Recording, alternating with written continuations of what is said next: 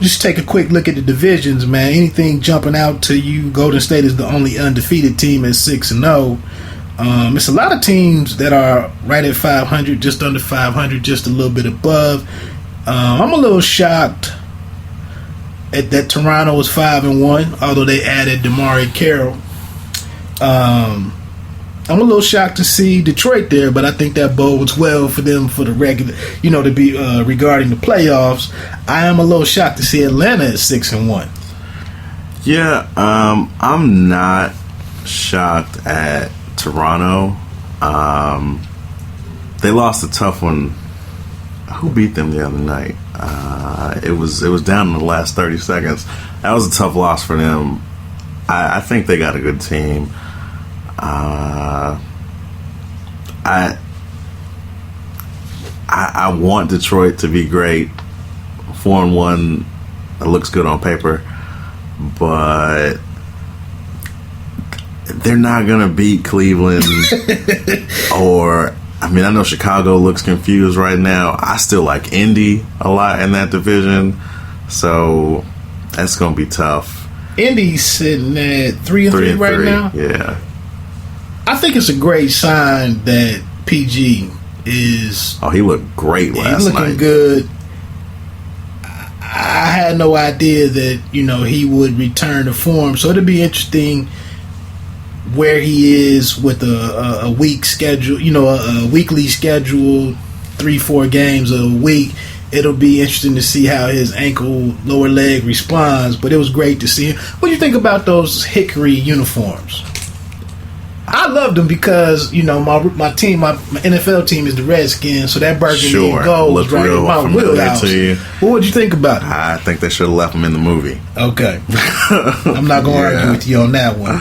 So, Miami is a team that's talked about as challenging, being there at the end in the Eastern Conference Finals matchup.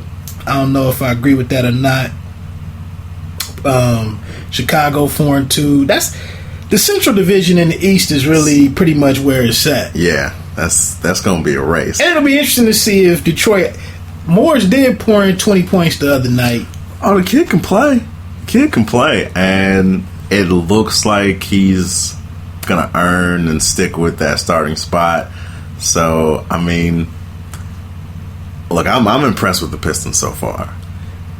Definitely. And I don't know if it's I'm so impressed with them or if I'm unimpressed with Chicago and some of these guys that they beat, because Chicago has looked underwhelming to me so far. Like, I don't know if it's a Joakim coming off the bench. Like, you got Hoiberg saying that Derrick Rose needs to play faster. Right. He needs to get up and down the court more. He's got to think on his feet more. And then you got Rose saying, I thought I played a great game. Right. And so maybe he just doesn't fit in that system. Maybe there's going to be some clash of the minds there. But that's got to work itself out. Yeah, I don't think that system has ever really done well in the Eastern Conference throughout the years. So I think it's going to be some compromising of some sorts because, 4-2 start is pretty good. I don't think Jimmy Butler is an up-tempo player. McBuckets is good to see him contributing a little bit. Paul Gasol is an aging big man. I don't think an up-tempo pace is going to serve him well. And then, Noah's not a young but and Gibson is not a young dude, so I'm not so Gibson's sure. Still young. He's like 26. Okay, but I think the team is kind of in that middle area as far as experience. Yeah. And I'm just not so sure how up tempo is going to really be when it's all said and done. Over on the west side, on the western side, Portland is impressing me at 4-2. Portland's been really impressive. Who the hell is McCallum? CJ McCollum. Yeah, who the hell is McCallum? CJ McCollum. Out of Lehigh. I get buckets. There was definitely some question when they drafted him a couple years ago, particularly having Damian Lillard and they're the same size. McCollum's smaller than him. Right. It's a super tiny backcourt when you put both of them out there, but it's working so far. So we also have Utah at 3-2. OKC is at 500. I'm a little concerned with them because they only have a plus 2.8 point differential. And just to back up for a second, I was just looking at the teams that are actually playing defense, and it's not a lot of teams that are in the 90 point, holding opponents to 90 points per game. And actually, it's only 1, 2, 3, 4, 5, 6. It's 6 teams that are holding opponents below 95 points a game. The Jazz, it might just be their style, but they're actually holding opponents to 86 points per game. That's not gonna hold all season. Yeah, I don't see that standing up. And they are 3-2 at the moment, but Detroit and the Cavs are the best in the East, along with Miami at 92 a game. Opponents scoring 92 points. The Spurs also holding teams at 92 points, and then Toronto is right at 95, which was kind of the Mendoza line I was using in that. So I just wanted to see who's playing defense. Yeah. Looking at the Southwest and the Pacific, the Clippers are Form 1 as of tonight. Phoenix 3-3, Houston 3-3, Spurs 3-2. So it's still early. Yeah, Phoenix that's not gonna work out. I don't understand what. So you had a bunch of money. You decided to throw it at Tyson Chandler. You decided to throw it at a guy that's probably only got one, at most 2 years of high efficiency playing left in him.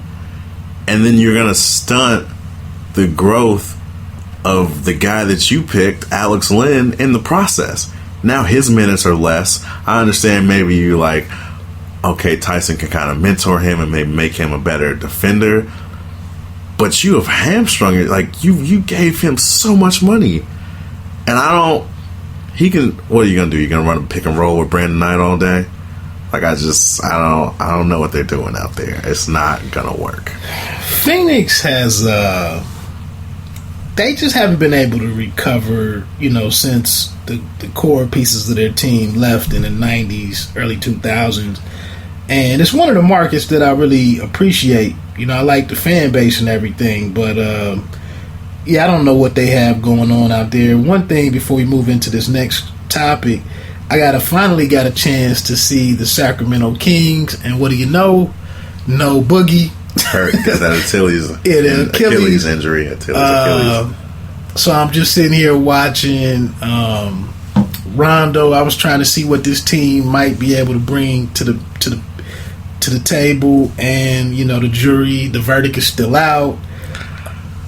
I like the baby blue uniforms. I like going back to that look, though. Yeah, I think the Kings and the Magic are gonna play spoiler to a lot of teams this year. I think they win a lot of games that they shouldn't.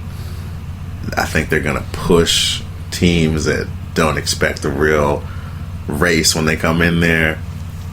And I don't think either of them makes playoffs, obviously, but competitive. Scott Skiles got them guys playing out there in Orlando. They look good, real competitive. 2 overtime games already, pushing OKC to overtime. Right. I think. What about McLemore, man? You think he can get to next level, or is he just one of those 6'4", 6'5" guys just out there? I think he's a role player. I think he's a backup shooting guard. I don't think that's just how I feel about it. I don't looking at, and they must feel similarly because at the end of the games they've been playing DC and Rondo. They've been having those two guys in. So yeah, he hasn't found his scoring, his go-to way to score buckets. He doesn't seem to be able to create his own shot like he did in college, right? Like you said, I just thought I'd throw it out there. So I'm going to take a quick break. I'm going to actually refresh my drink, get into one of these founders over here, and then we're going to come back and talk about Kobe Bean Bryant, as Jay Rose likes to refer to him. Kobe at 37. We'll be back on the other side of this break. You're tuned in to a One Take Podcast. We are One Take Podcast Nation, bringing you quality on-demand audio in sports, entertainment, lifestyle, and more. You have podcasts from B Migs, Jim Shoe Johnny, Wood, and host of others from around the country. No matter what your sport is, we have it covered. So check us out on OneTakePodcast.com, or if you want to go straight to our podcast channel, visit www.otpn.us. That's otpn.us. Sponsors and podcasters are always welcome. All right, welcome back to the Pay Me No Mind Show. Another episode of Hoops and Hops. We're talking NBA and a little bit of craft beer earlier on. If you press play, we're getting ready to get into. Actually, we just got into this. What is it? Brew Kettle. Black Raja. You probably heard us popping those open. White Raja is actually one of my favorites at the bar, the sports bar that I go to. But looking at this dark. White Raja is great up there, Rooster. Yeah, man. It's on point up there. It's like they get straight from the source tap up there, man. Ever since I came across it, that's all I mess with up there. But I'm very interested to see what notes I'm gonna encounter in this dark this mixture right here, man. That was a good choice. Yeah. So what's up, man? Kobe Bryant is 37. KB24. Right now, shooting 32% from the field, being very inefficient. They just got their first victory. Was it against Brooklyn?